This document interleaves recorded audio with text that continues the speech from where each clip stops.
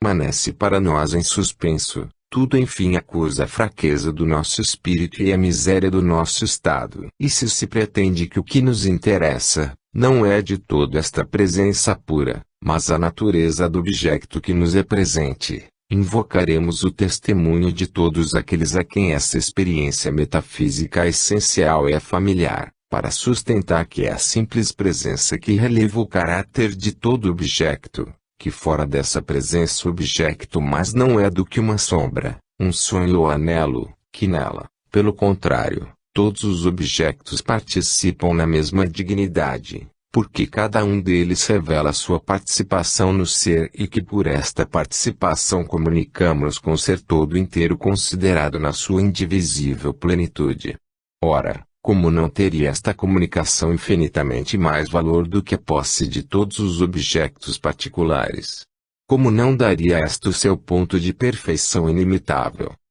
Poder-se-ia pretender, é verdade, que, se a experiência que descrevemos é ao mesmo tempo universal e constante, se é implicada na apreensão de todo objeto, e ser inseparável da atividade de todo sujeito, é inútil insistir com tanta força e tanta complacência sobre um movimento tão comum, tão primitivo e inevitável. Mas ainda, não somos induzidos a pensar que as diferenças que existem entre os homens do ponto de vista da consciência, da ação ou da felicidade devem depender do conteúdo particular dessa experiência mais do que da identidade da sua forma. Pensamos que não é assim. Pois trata-se, aqui como em toda parte, do uso que devemos fazer da nossa atenção, naturalmente móvel e dispersa. Ora, se bem que a experiência em causa seja sempre actual, é a maior parte das vezes de uma maneira confusa e implícita, tende sem cessar a escapar-se-nos, e cabe-nos precisamente torná-la distinta e retê-la. Entretanto, pode-se dizer que os homens em geral fazem o contrário. Estão preocupados sobretudo com preencher a presença, como se ela mesma fosse um quadro sem conteúdo. Assim, prendem-se ao objeto presente mais do que à presença desse objeto. Ora, sendo este objeto, para nós, o único meio de fruir da presença do ser, dá-nos, seja ele o que for, a realidade do todo, pois dela só se destaca porque é um seu aspecto. Pelo contrário, se a presença mais não é para nós senão um meio de obter a posse de tal objeto, nada poderá satisfazer-nos, pois esse objeto particular e fugitivo, tornando-se para nós num fim, não pode deixar de nos decepcionar, logo nos desvia imediatamente para outros objetos particulares e fugidios como ele nos faz oscilar sem demora entre a impaciência do desejo e o amargor do arrependimento. É uma observação familiar aquela que nos diz que não há situação, por mais humilde que seja, que não permita ao homem dar-se a si mesmo o mais alto destino espiritual. Por outro lado, qualquer que seja a extensão sobre a qual a sua ação se manifeste, qualquer que seja mesmo a duração da sua vida, pode permanecer interiormente desamparado e impotente. É que nem a grandeza, nem a pequenez dos acontecimentos visíveis com os quais se encontra amalgamado não contribuem para acrescentar ou diminuir o seu bem verdadeiro, que reside na intimidade do seu contacto com o ser. Mas ainda, esses acontecimentos só têm grandeza ou pequenez segundo a escala da nossa ambição, tornam-nos igualmente descontentes se nos ligarmos apenas àquilo que os distingue, quer dizer, à sua realidade aparente. E se somos incapazes de captar neles a presença do todo, relativamente ao interior do qual nada que nos não dê acesso. Mas é necessário então que deixem de ser para nós coisas, para se converterem nos instrumentos de uma operação que nos permite aguçar e aprofundar indefinidamente o sentimento da nossa comunhão com o ser e, por assim dizer, da nossa filiação relativamente a ele. Assim, como se vê, e por uma espécie de paradoxo, é a indiferença face a todos os objetos que dá a cada objeto o seu valor absoluto. Segunda parte. A identidade do ser e do pensamento. 1. O pensamento não se distingue do ser senão pelo seu inacabamento. Se bem que o ser envolva e ultrapasse de direito todo o pensamento actual, não se é obrigado de facto a encerrá-lo nos limites deste último. Como seria possível de outro modo ter-se dele a experiência e mesmo falar-se dele? Sem dúvida, parece, dado que o pensamento é uma determinação do ser, que o ser deve poder ser considerado como o gênero e o pensamento como a espécie. Mas então não deveremos dizer que estamos a lidar com um gênero do qual conhecemos apenas uma espécie. Mas, não podemos pôr o gênero senão atribuindo-lhe imediatamente os caracteres da espécie, isto é, fazendo do ser um pensamento possível que é um pensamento não actual. Entretanto, verifica-se que esta definição é justificada pela análise da operação mesma do conhecimento. Se, com efeito, no momento em que o pensamento se põe, aparece sempre como o acto de um sujeito finito, se é sempre fragmentário e inacabado, mas se é verdade que recebe o seu movimento de mais alto, mesmo quando busca e tacteia, se, por fim, se aperfeiçoa com o tempo conformando-se cada vez mais estreitamente com seu objeto, perguntar-se-á como pode conceber esse objeto que distingue de si próprio e com o qual aspira a identificar-se.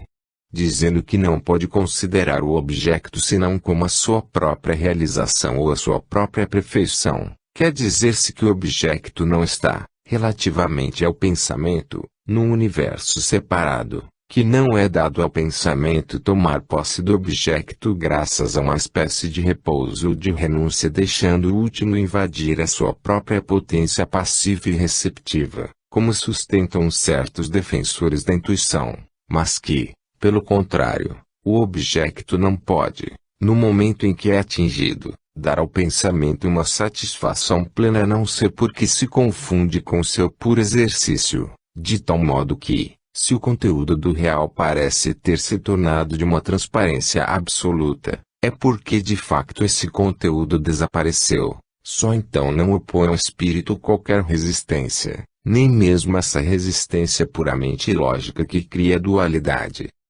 Verifica-se assim, uma vez mais, que o nosso pensamento se encontra colocado a meio caminho entre um objeto ainda desconhecido, do qual destaca, por análise, uma série de aspectos que formam os estados da consciência subjetiva, e um objeto perfeitamente conhecido, que é o termo do seu esforço, que recobre o objeto primitivo ao qual se tinha inicialmente aplicado, e que deve ser concebido de hora em diante como uma ideia pura, se bem que a consciência, inseparável do indivíduo e distinta por essência do objeto que envolve, se retire necessariamente deste no momento em que, pela sua mesma plenitude, se vem com ele confundir.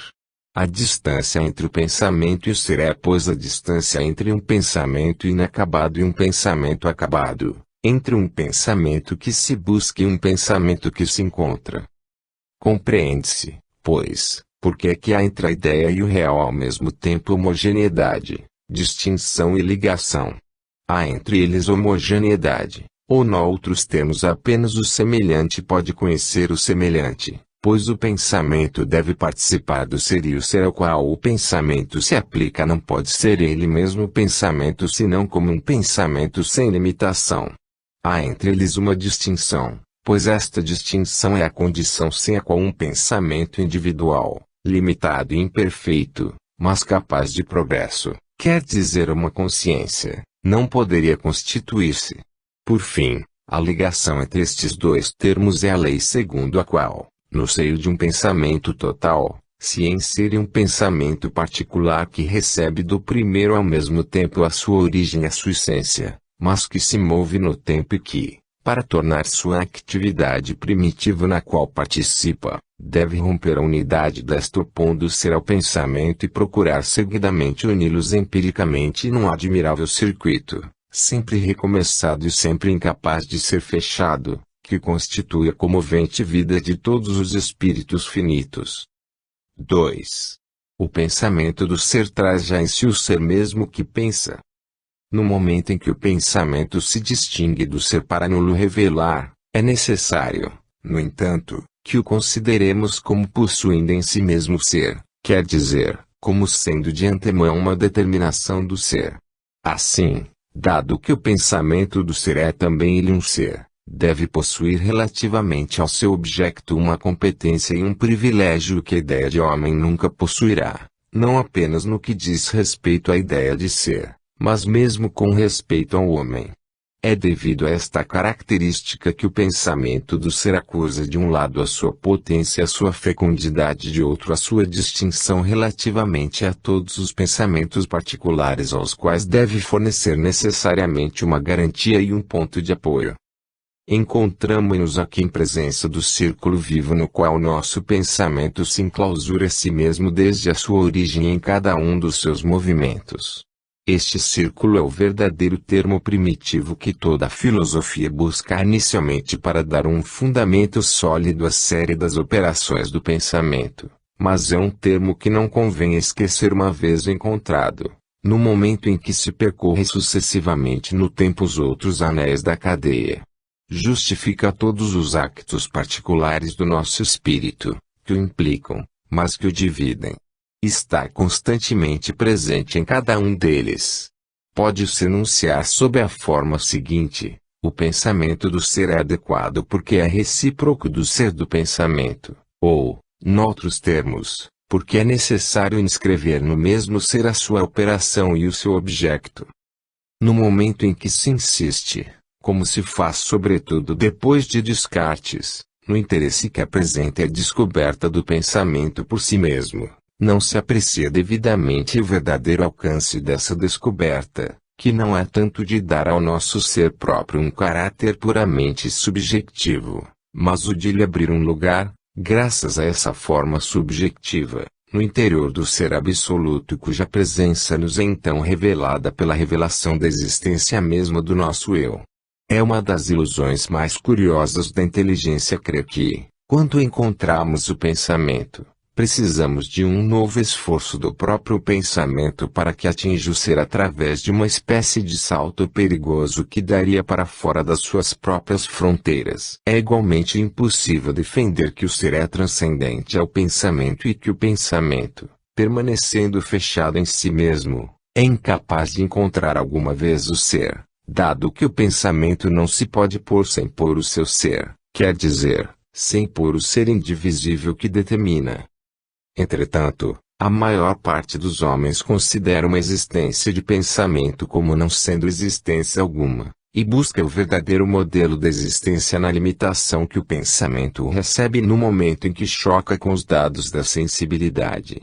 Mas o caráter distintivo de um espírito filosófico é sem dúvida de ser capaz de considerar as ideias como tendo uma existência no entendimento, o qual, se bem que estando ligado à existência que os objetos possuem na sensibilidade, não lhe é inferior em dignidade, outro sim a função do pensamento é exclusivamente a de distinguir as opiniões individuais das ideias verdadeiras, isto é, universais. Em vez de opor a fugacidade da ideia à estabilidade relativa do objeto, a perceber-se-á então que, se bem que a ideia seja um acto e sem dúvida porque é um acto, ultrapassa infinitamente todos os objetos em resistência e em duração. Prova o seu ascendente sobre todos os que, não somente na operação pela qual tenta apreendê-los, mas mais ainda na operação pela qual nos permite modificá-los e mesmo engendrá-los, evocando assim naturalmente no nosso espírito a imagem admirável pela qual Platão queria que os objetos fossem como sombras e as ideias como seus corpos.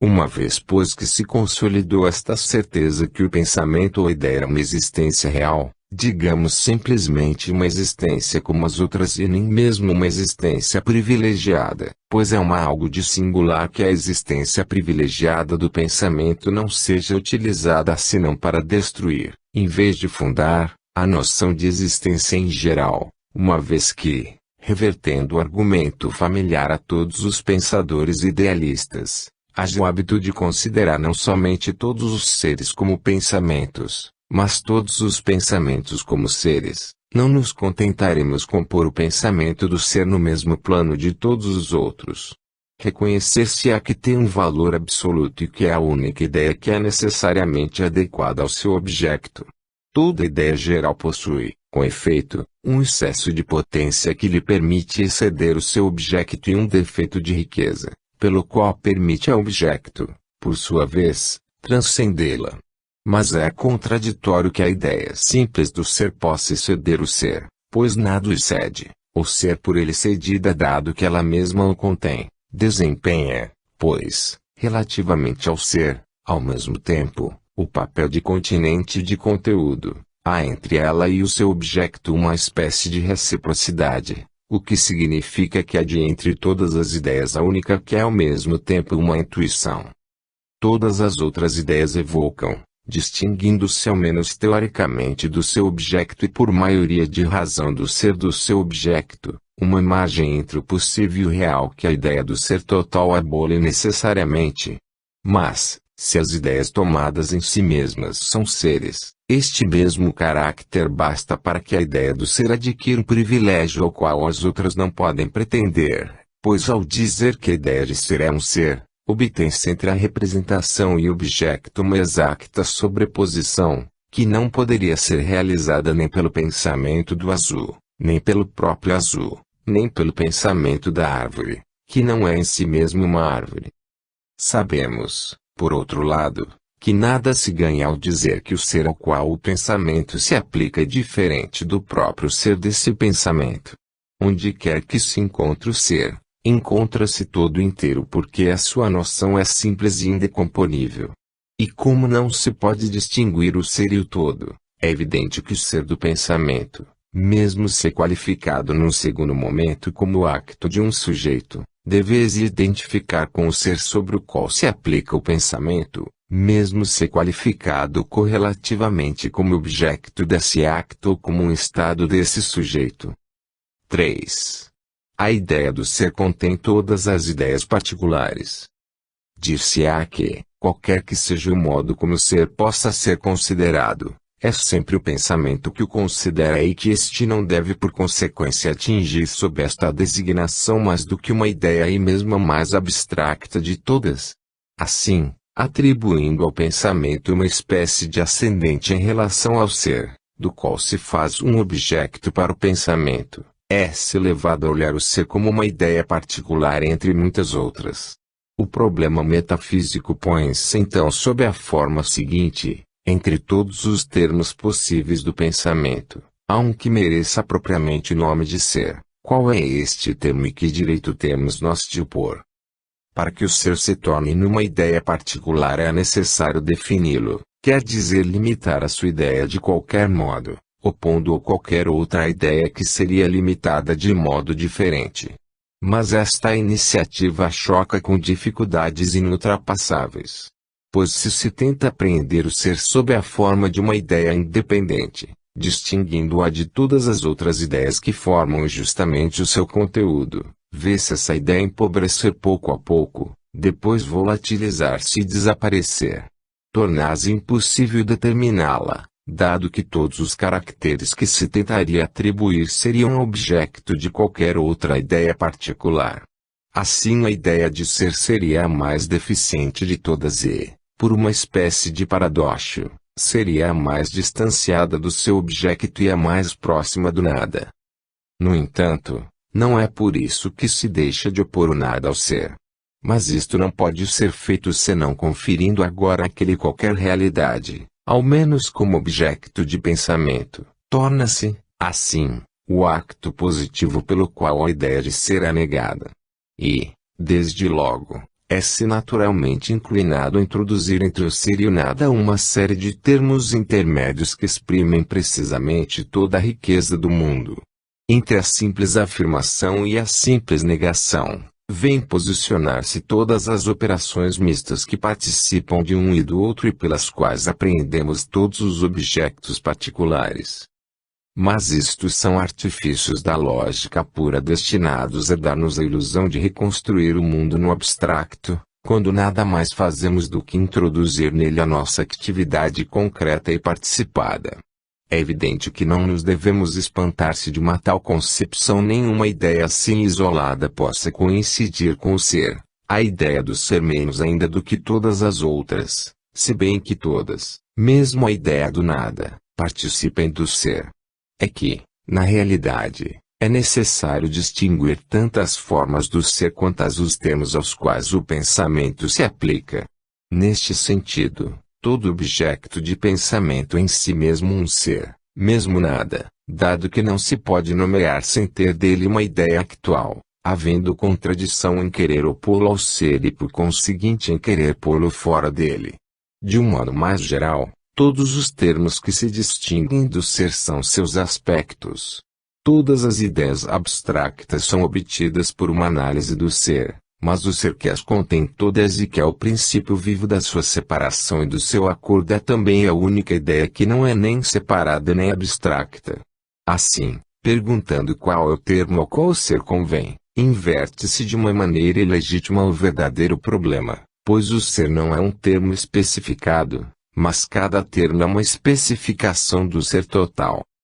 Se o ser não pode ser considerado como uma ideia separada é porque seria necessário para obter repartir previamente pelas ideias particulares todos os seus atributos. Mas então qual poderia permanecer como seu atributo próprio? É por esta razão que é o mais fácil recusar-lhe qualquer atributo do que reservar-lhe um privilegiado, por mais pobre que se possa imaginá-lo, ser-se-á incapaz de caracterizar. Mas pode-se recusar-lhe sem inconveniente qualquer atributo na condição de ser através de uma operação positiva e não negativa que permita considerar todo atributo possível como contido nele, desde que se começa a determiná-lo. É o sinal de que a verdadeira ideia do ser não se distingue do próprio ser e de que, em particular, em vez de pôr o pensamento previamente ao ser com o fim de lhe permitir, de seguida, por a sua noção, o que não consegue fazer então senão de um modo puramente nominal, é necessário inscrever primitivamente o pensamento no ser de modo a que todas as determinações que o pensamento opera, no momento em que surgem, apareçam também como determinações do ser. Nada espanta agora que a ideia de ser possa ser considerada como sendo de todas as ideias aquela que tenha ao mesmo tempo o máximo de generalidade e de riqueza.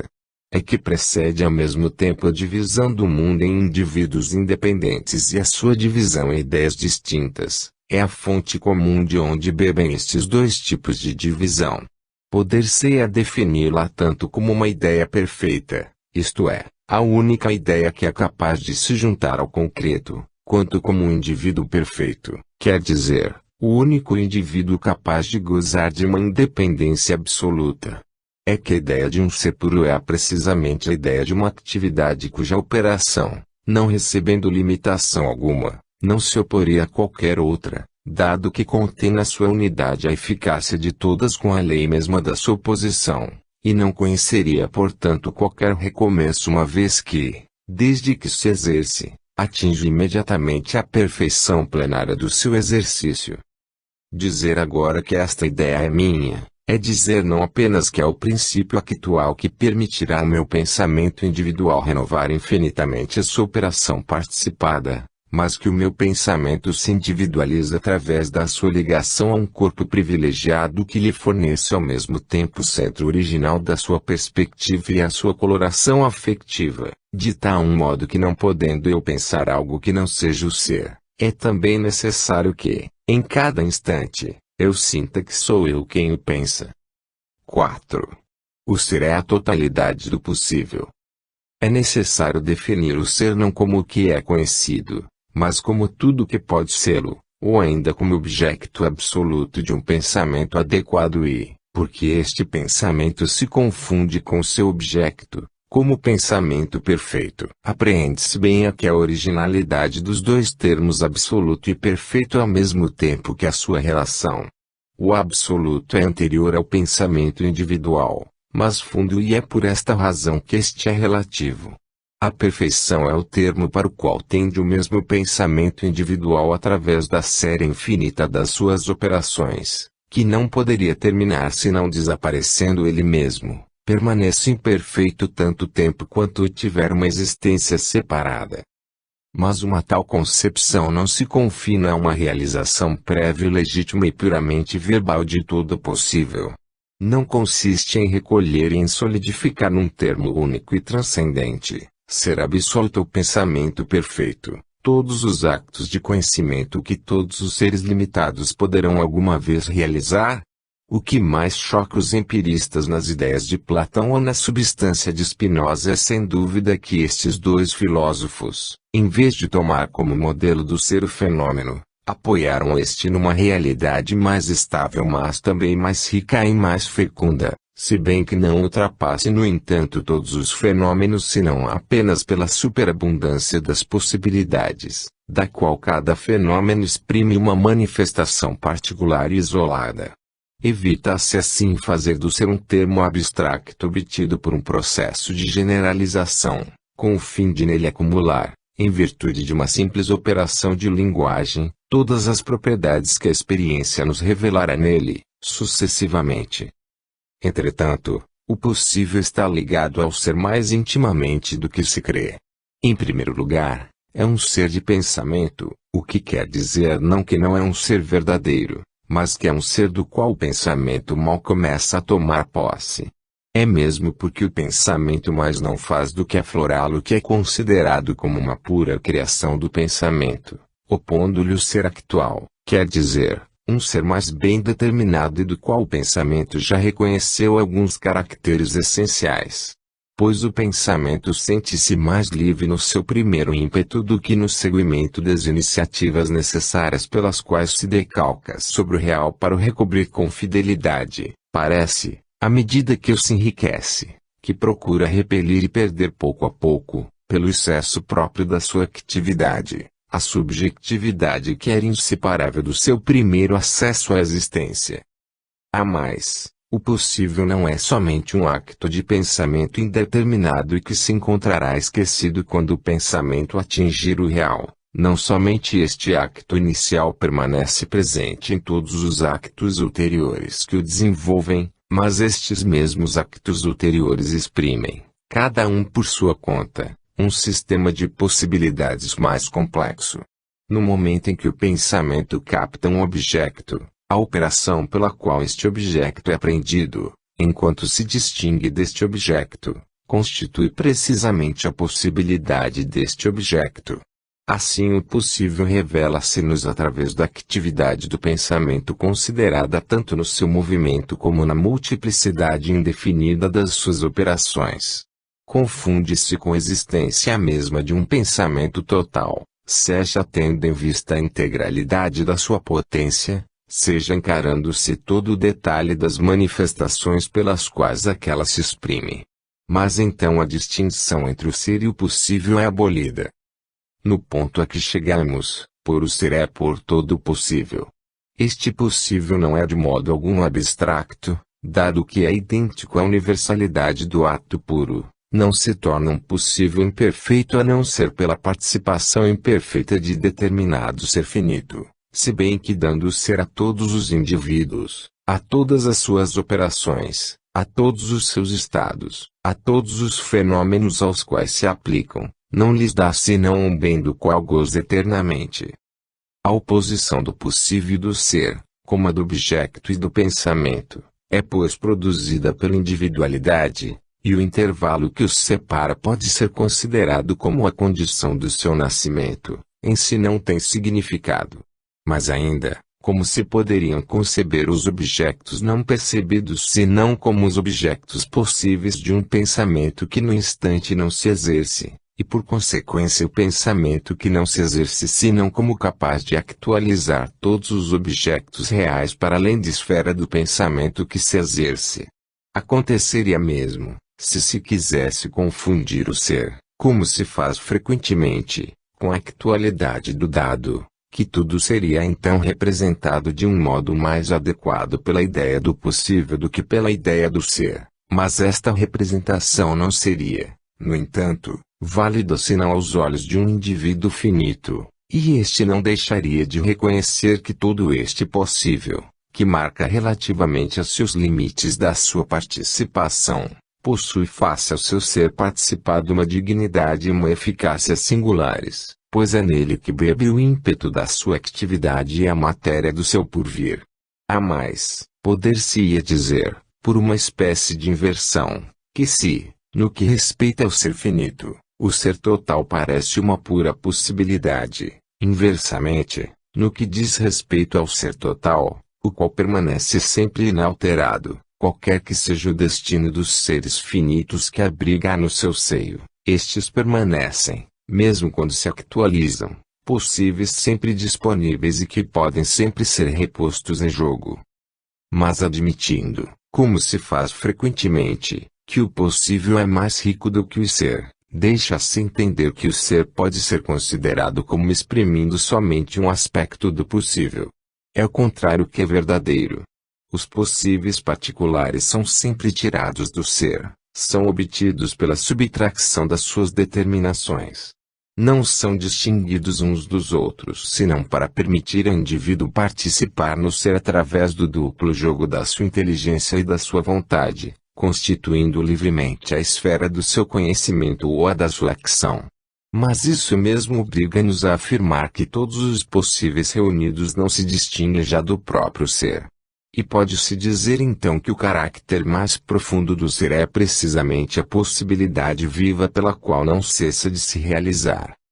5. O ser de uma coisa é idêntico à reunião de todos os seus atributos.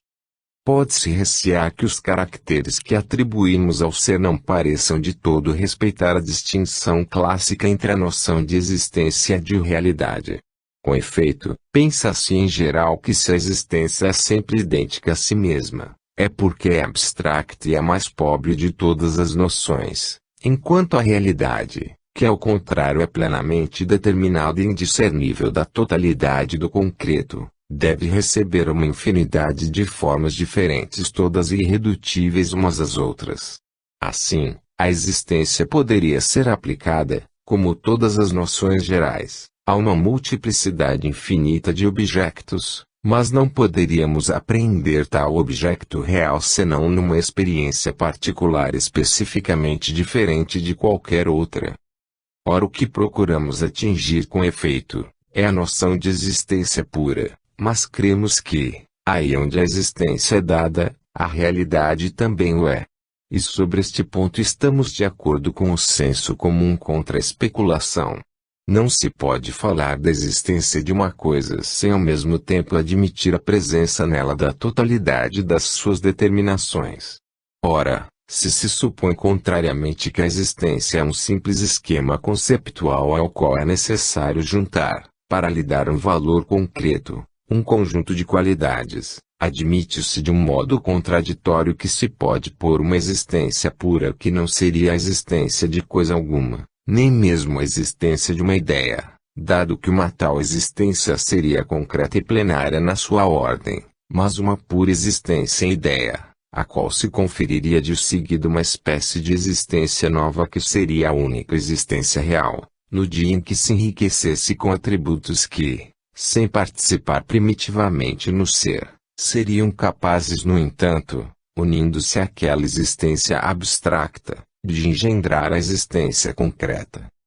Mas quem não vê que a existência, em vez de ser uma espécie de esquema abstracto e por assim de quadro nocional de todas as outras noções, exprime, pelo contrário, a plenitude perfeita de cada uma delas. Com efeito, não é senão quando um acto intelectual está inteiramente determinado e quando nada mais há nele de abstracto, quer dizer de inacabado, que coincide com a realidade. Até então, a distinção persiste sempre entre o conhecimento e o ser, mas a perfeição de um conhecimento retira-lhe o seu caráter subjetivo, despia das orlas nas quais encerra a perspectiva de cada consciência e permite-nos por consequência confundi-la com o próprio ser. E se pretende que essa perfeição não pode ser senão ideal, estamos prontos sem dúvida para o reconhecer, mas perguntamos-nos como, num conhecimento imperfeito, se realiza a distinção entre a representação e o objeto,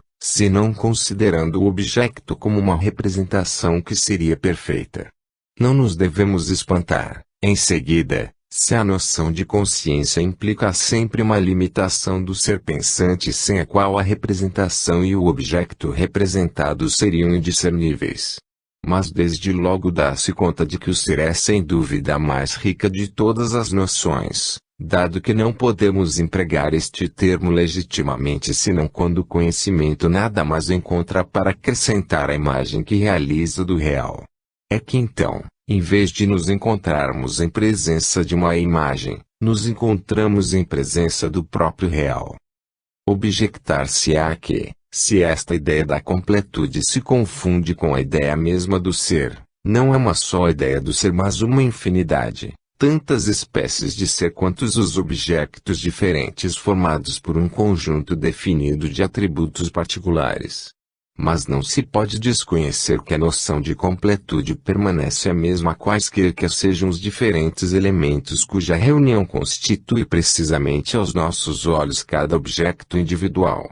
E este paradoxo recebe uma justificação se nos apercebemos, por um lado, que no interior de todo objeto há uma riqueza inesgotável de atributos, por outro lado, que cada objeto se encontra de fato religado a todos os outros, de tal modo que os diferentes objetos contêm em si o mesmo todo e que não se distinguem senão pela visão ou perspectiva original que cada um nos abre sobre si mesmo. Vê-se pois que, se através da sua ligação com todos os outros que cada objeto se realiza e se completa, a noção de ser ou de completude é em toda parte a mesma. Confunde-se com a própria noção deste universo indivisível, no interior do qual cada termo particular está suspenso dos mesmos fios inumeráveis que vêm entrecruzar-se nele e em nós.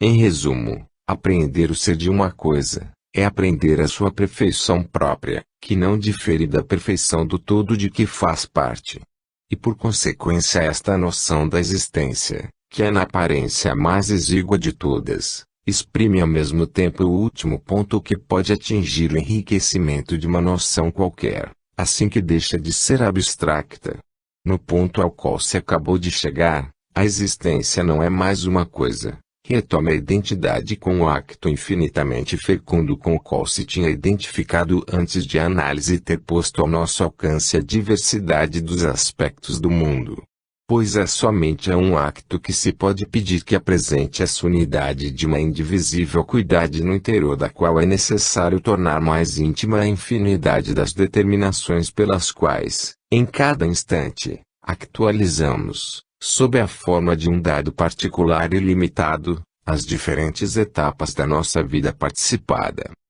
6. O pensamento total e a totalidade do ser são indiscerníveis. Sabemos que o pensamento do ser se confunde com o próprio ser. De facto, o argumento fundamental que prova que a noção de existência é rigorosamente adequada ao seu objeto, e que por isso nos situa de imediato no centro de toda a especulação filosófica, é o que se retira da existência necessária do próprio pensamento, no momento em que ensaia assegurar-se da existência do seu objeto. Com efeito, no acto mesmo pelo qual nosso pensamento tenta em vão pôr existência de um objeto que existiria independentemente dele, não pode senão por a sua própria existência. Ora, a originalidade e o valor do pensamento do ser devem resplandecer face a todos os olhos assim que se apercebam de que o pensamento do ser possui ele mesmo inevitavelmente o ser. Esta observação explica-nos, mais ainda do que a simplicidade da sua noção, porque é que o ser é, de entre todos os pensamentos que podemos ter, o único que é adequado. Mas há aqui o indício de uma relação mais estreita e mais radical ainda entre o pensamento e o ser. Pois, se o pensamento do ser parece ser um pensamento privilegiado, é porque não se distingue do pensamento universal, no interior do qual todos os pensamentos particulares estão contidos. Por consequência, é conveniente observar, não somente que, por detrás da distinção de facto entre o pensamento e o seu objeto, uma identidade de direito deve necessariamente ser presumida, sem o que o pensamento não poderia jamais actualizar em si o seu objeto, mas ainda que o pensamento contém em si todo o pensável, do mesmo modo que o ser contém em si tudo o que é. Não nos podemos contentar com pretender que a universalidade destes dois gêneros provém apenas da sua extrema abstração e que é pelo seu próprio vazio que coincidem, pois que, pelo contrário, É o acto universal do pensamento que é o fundamento de todo pensamento concreto, assim como é a participação no ser universal que dá um direito de acesso ao mundo a todos os indivíduos particulares. Assim, se de um lado nada há de estranho relativamente ao ser e o pensamento é ele próprio um ser, se de outra parte nada há de estrangeiro ao pensamento, e o próprio ser é um objeto de pensamento, é a prova de que o pensamento e o ser devem necessariamente confundir-se aí onde, fazendo abstração da sua limitação mútua ou, o que dá o mesmo, tomando-os em conjunto, considerarmos o pensamento e o ser, não propriamente na sua soma, mas no princípio comum que funda, graças à sua própria oposição, a realidade original de cada um desses dois termos. Se há, pois, identidade entre a totalidade do pensável e a totalidade do ser, não se estranhará mais que os caracteres mais íntimos da existência possam tornar-se-nos acessíveis no próprio pensamento, sem que corramos por isso o risco de tornar a existência subjetiva desde o princípio. Igualmente se compreenderá porque qualquer ideia particular não se pode separar de um objeto sensível, ao qual ultrapassa em generalidade e que ultrapassa, por seu lado, em riqueza, pois sem esta distinção o sujeito não poderia encontrar um termo ao qual se aplicasse e a consciência não poderia nascer, mas compreender-se-á porque, ao mesmo tempo, a ideia de ser, que contém em si concomitantemente todas as ideias e todos os objetos, não deixa subsistir distinção alguma entre si mesmo e o seu próprio objeto. O mesmo é dizer que, enquanto há uma oposição entre os caracteres do objeto particular e os caracteres do pensamento que o apreende, é preciso admitir que o pensamento que busca o ser possui em si primitivamente o ser mesmo que procura. Entretanto, chocamos com uma nova dificuldade, com efeito, o pensamento do ser, captado no próprio ser do pensamento, não será uma pura ilusão, ou pelo menos um pensamento sem consciência.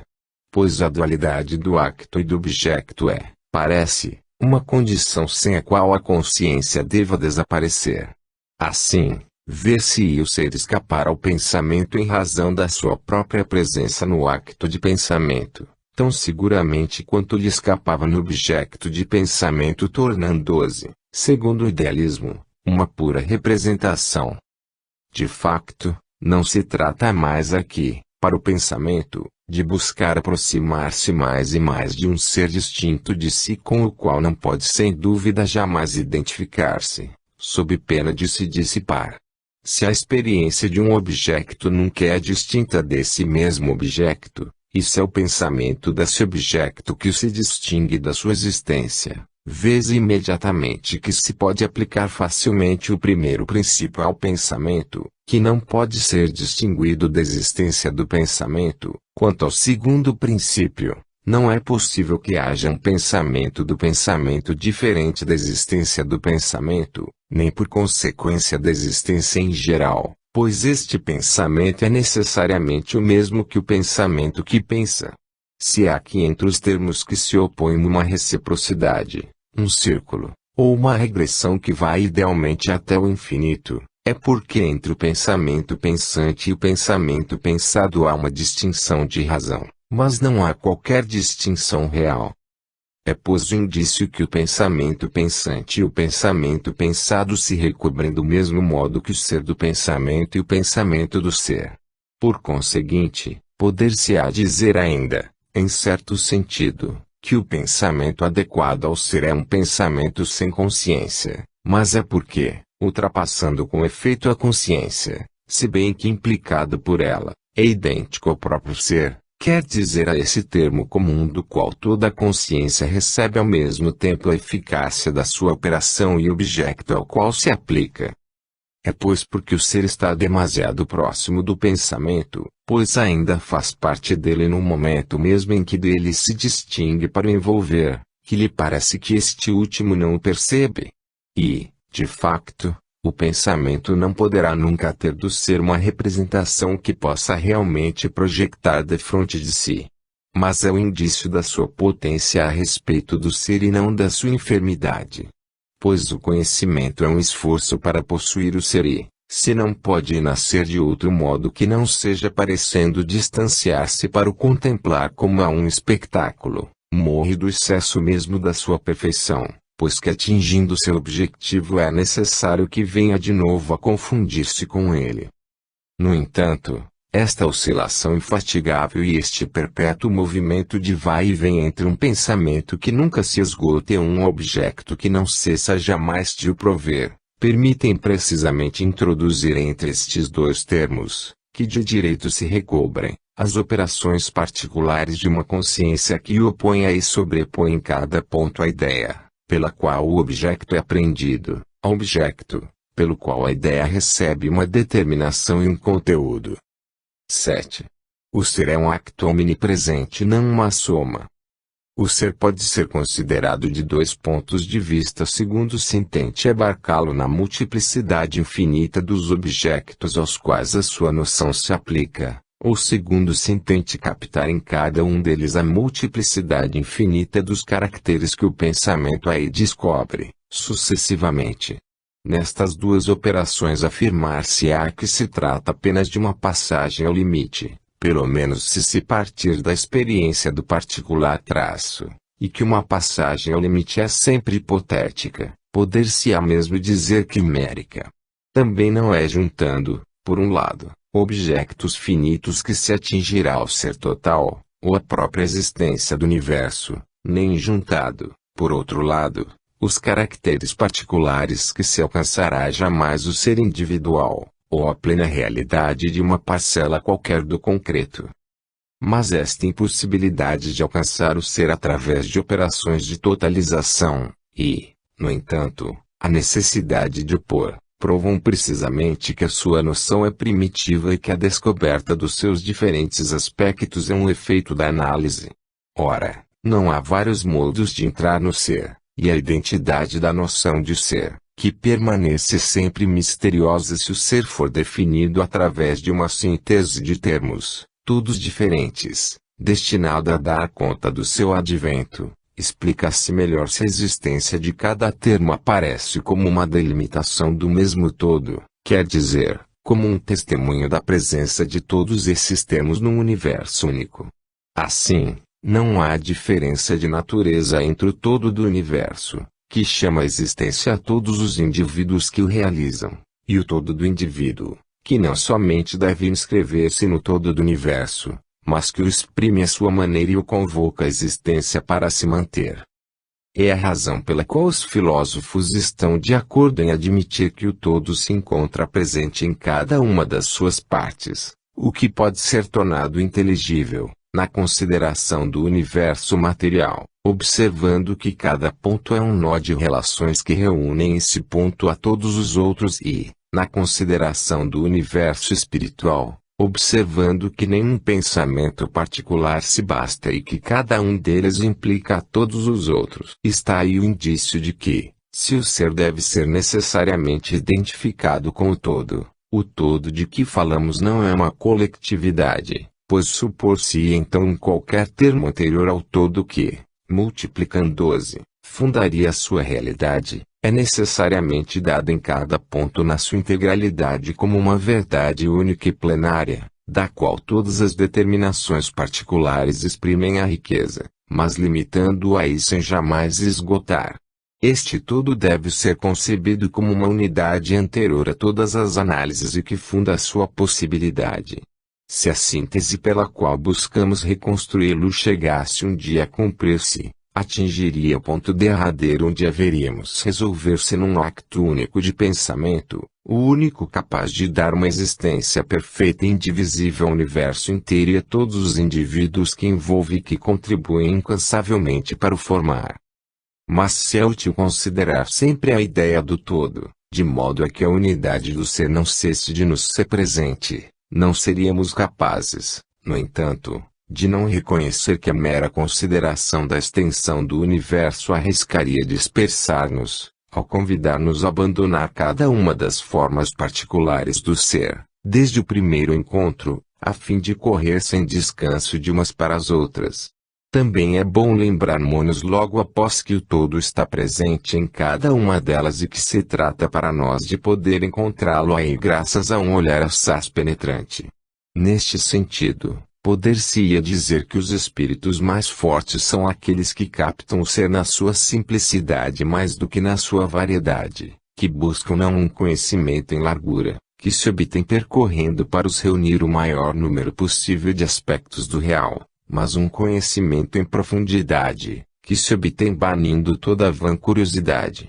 permanecendo numa espécie de imóvel atividade que nos permite, por debaixo de cada aspecto do real, mesmo mais humilde, atingir a origem concreta e a raiz comum de toda a diversidade. Assim que um contacto sempre idêntico e sempre novo, e que, se não é mantido por uma incessante operação, se abole imediatamente, é mantido entre a nossa consciência e a unidade da presença universal, a contemplação das formas múltiplas da existência dá-nos uma alegria plena de segurança que, sem nos perturbar e sem nos divertir, põe ao alcance da nossa sensibilidade esta abundância infinita que a primeira experiência intelectual do ser nos tinha feito pressentir e, de direito, dado já integralmente.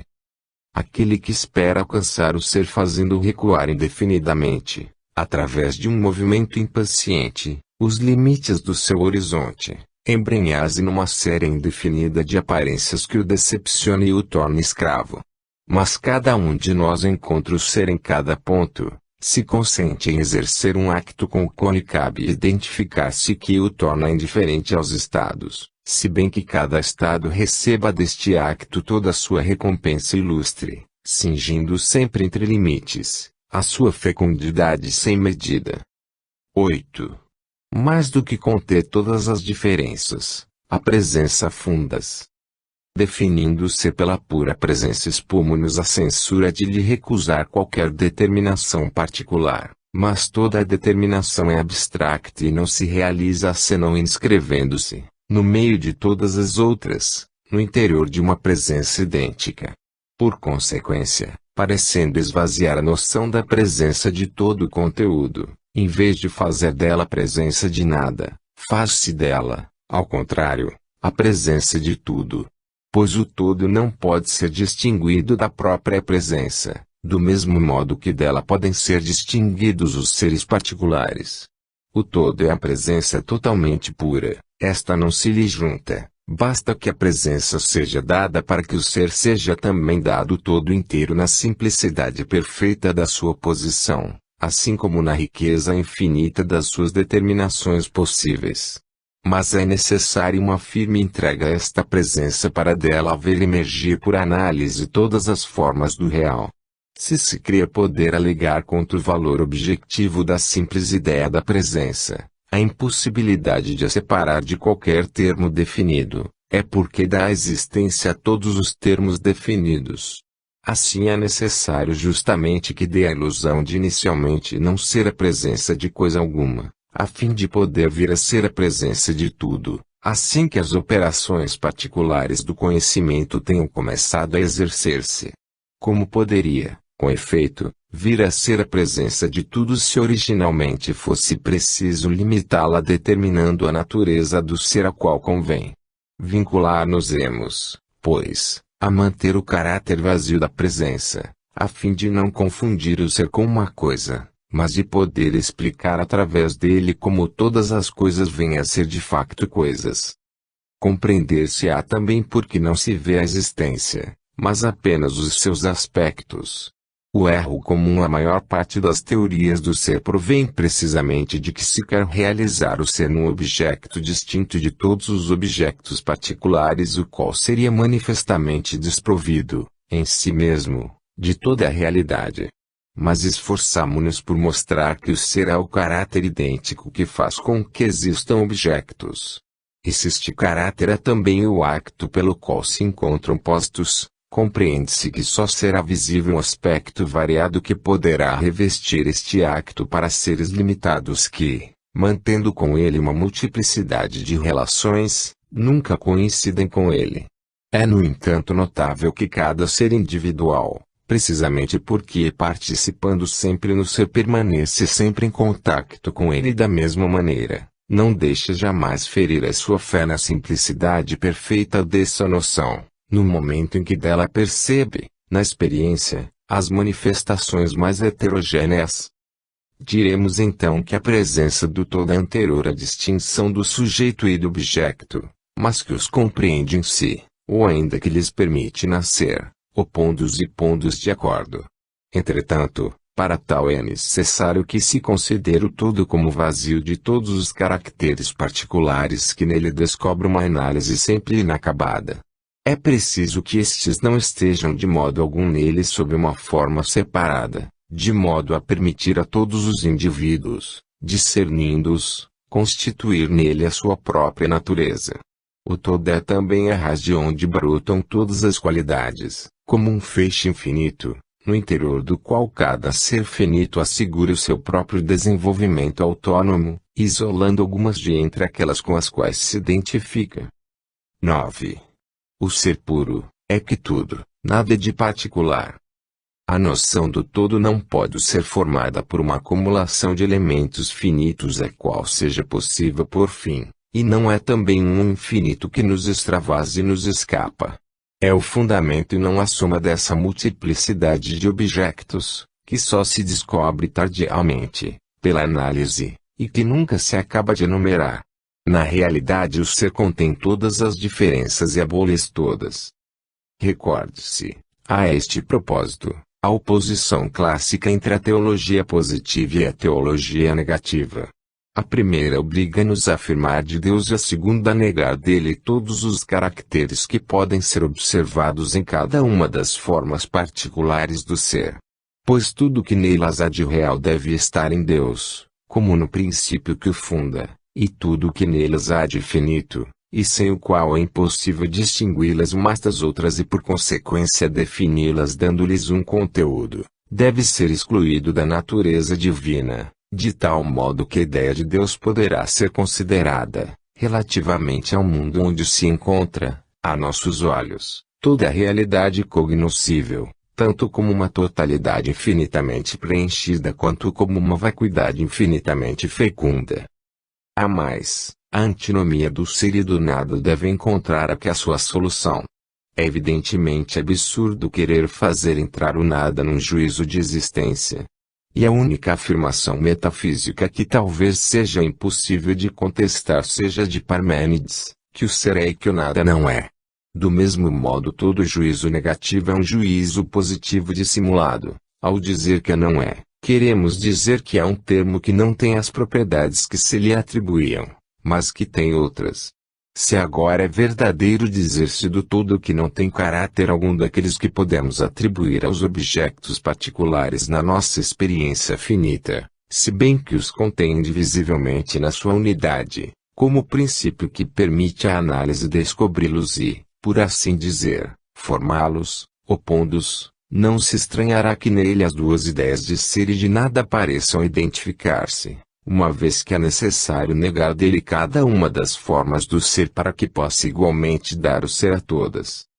É assim que o contraste entre as qualidades sensíveis pode ser olhado como a ruptura de uma indiferença qualitativa, que não é de modo algum enriquecida, mas limitada, pelo aparecimento de cada qualidade particular. Esta seria aliás impossível de conceber em si mesma se não convocasse correlativamente todas as outras.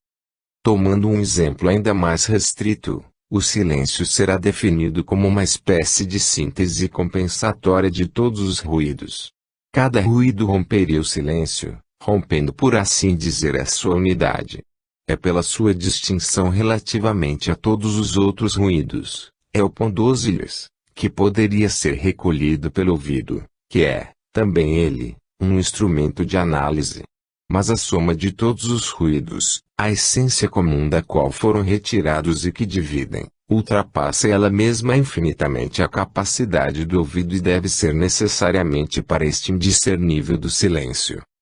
E pode-se imaginar também um estado de indiferença afectiva, que não é negativo, que é talvez ao contrário a verdadeira condição da serenidade e da força, que contém em potência todos os prazeres e todas as dores e que precisamente não as deixa coar de um modo separado senão no momento em que este sucesso excepcional, este equilíbrio perfeito e frágil deixa de poder ser mantido.